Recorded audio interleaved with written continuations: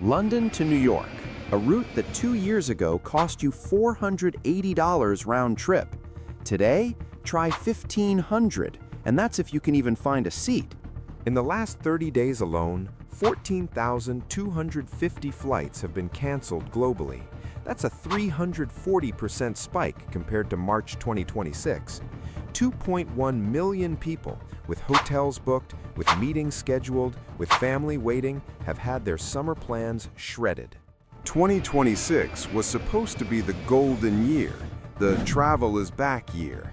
Airlines had recovered from COVID, demand was up, consumer confidence was up. The pitch decks all said the same thing. This is the decade of the sky. Well, about that. What nobody modeled for, what none of the analysts saw coming, was a 21-mile strip of water halfway around the world, turning the entire global aviation fuel system into a slow-motion disaster.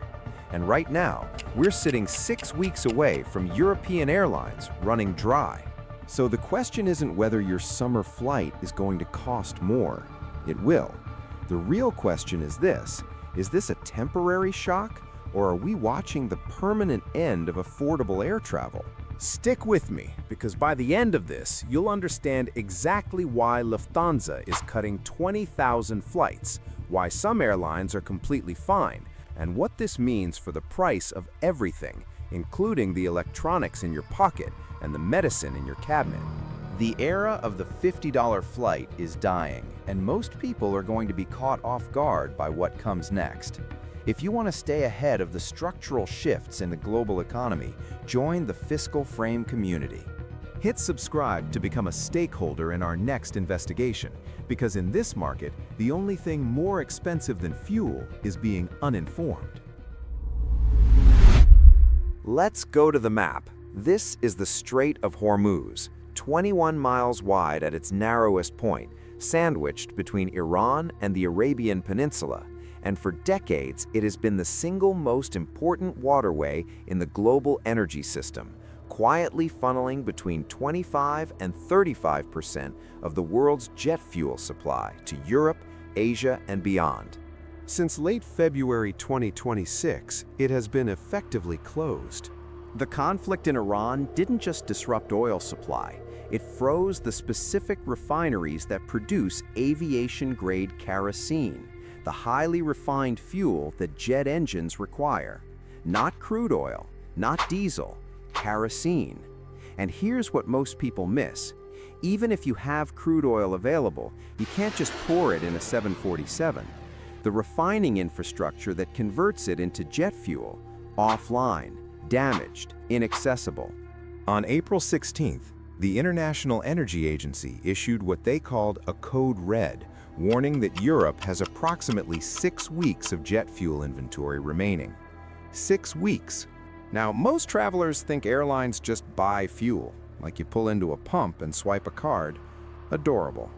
The reality is a high-pressure global supply chain, refiners, shipping routes, forward contracts, fuel depots, that requires constant, uninterrupted flow. When that flow stops, a $200 million aircraft becomes the world's most expensive paperweight. U.S. jet fuel prices have already hit $4.85 per gallon, a 145% increase year over year. And the barrel price for crude has blown past $200. So that explains the crisis. But here's what's really interesting, and what the headlines are completely missing. Not every airline is suffering equally. In fact, some airlines right now are doing just fine.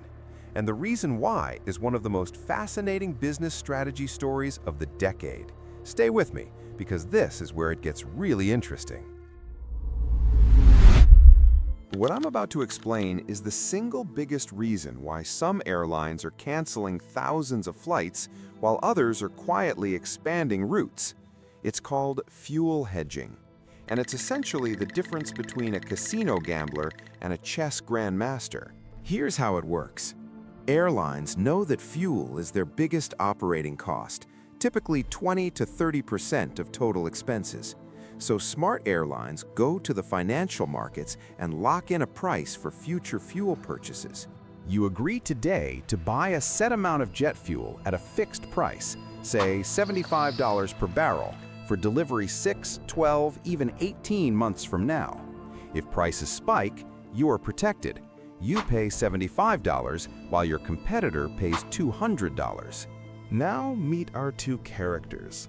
Character 1, the gambler. This airline looked at 2025's relatively stable fuel prices and made a calculated bet. Prices will stay low. Hedging is expensive. We'll skip it and pocket the savings. That logic worked right up until the Hormuz closure turned $75 barrels into $200 barrels overnight. They're staring at fuel bills that have more than doubled, and there is no good option. Cut flights or burn through cash. Lufthansa chose to cut. 20,000 flights, 120 per day, gone. Character 2, the strategist. And yes, I'm about to make Ryanair sound like financial geniuses, so bear with me. Ryanair locked in roughly 80% of its fuel needs at 2025 prices. While Lufthansa is losing ground, Ryanair is operating close to normal, and in some markets actually gaining market share as competitors retreat. The math is brutal. 40,000 metric tons of fuel saved by Lufthansa's cuts.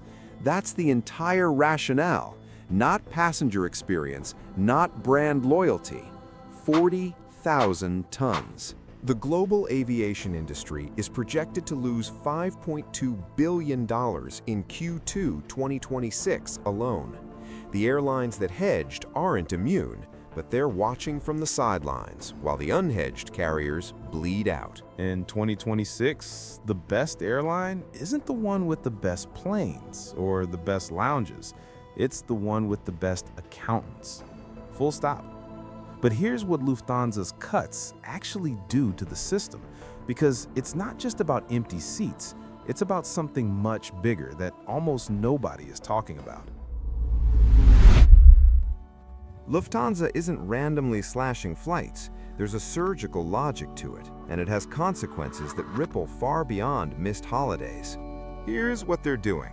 They're mothballing what the industry calls thin routes, short regional hops like Frankfurt to Dresden, Munich to Graz. Low revenue, high fuel burn relative to ticket price. On paper, easy cuts. They're preserving the long-haul, high-margin routes to New York, Tokyo, Singapore. Those are the moneymakers. But here's the problem. Aviation runs on a hub-and-spoke model. Frankfurt and Munich are the hubs, the big connecting airports where international flights depart. The spokes are those small regional flights bringing passengers in from Graz, Dresden, Salzburg, and dozens of other cities. When you kill the spokes, you starve the hub. Those Frankfurt to New York flights, they need bodies. Those bodies came from the regional feeders. No feeders means less full long-haul planes, which means the economics of those routes start to collapse too. And Lufthansa CityLine, the regional subsidiary that operated many of those spokes, has already been shut down, gone. A subsidiary liquidated to save the parent. Frankfurt and Heathrow are already reporting what analysts are calling a starvation effect. The big jets are sitting, the hubs are hollowing out. And then, this is the part that should make your ears perk up. Think about what else travels in the belly of a passenger plane. Cargo, pharmaceuticals, electronics components, medical supplies. Up to 50% of global air cargo moves in the cargo holds of commercial passenger flights, not dedicated freighters, passenger planes. When those planes are grounded, the goods stop moving. And when goods stop moving, prices go up. That laptop component, that medication, that shipment of goods sitting on a tarmac somewhere in Europe, delayed indefinitely because the plane that was supposed to carry it doesn't exist anymore. This stopped being a travel story the moment those cargo holds went dark. This is now a supply chain story. And supply chain stories always end the same way, at the checkout counter. So where does this leave us? Here is the scenario that nobody in the industry wants to say out loud, but that the numbers are pointing toward. We are entering a two-tiered travel world. Tier 1, the wealthy. Business class, private aviation, flexible bookings. For them, $2,000 transatlantic flights are an inconvenience, not a barrier. Airlines will cater to this segment obsessively because it's the only one with sufficient margin to keep the lights on. Tier 2, the rest of us. Push toward high-speed rail where it exists, toward digital meetings where it doesn't. The budget airline model, Ryanair, EasyJet, Wizz Air at the margins, either adapts brutally fast or starts collapsing route by route. The era of the $50 fare to Barcelona for a long weekend? That era is over. It was always subsidized by cheap fuel. Cheap fuel is gone. Let's be clear about what caused this. The war in Iran lit the match, but the wood, the piles and piles of dry wood, was already there. Decades of an aviation industry built on the assumption that oil would always be cheap and available. Airlines that skipped hedging because it was expensive. Governments that never seriously invested in alternative fuels. A global supply chain with a 21-mile single point of failure. The IEA's 6-week clock is ticking. European fuel reserves are draining. And the industry's best response so far is to cancel 120 flights a day and hope the strait reopens before the tanks run empty. The smartest thing Ryanair ever did wasn't a cheap ad. It was sitting in a room in 2024 and saying, what if we're wrong about prices? They weren't the most glamorous airline. They weren't even the most liked.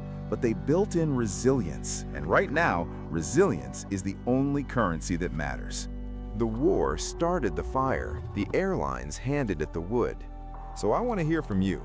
Would you pay $2,000 for a transatlantic flight, or is it time to stay on the ground? Drop it in the comments. And if this breakdown changed the way you think about the global economy, subscribe to Fiscal Frame. Every week we do exactly this. Follow the money until the real story appears. I'll see you in the next one.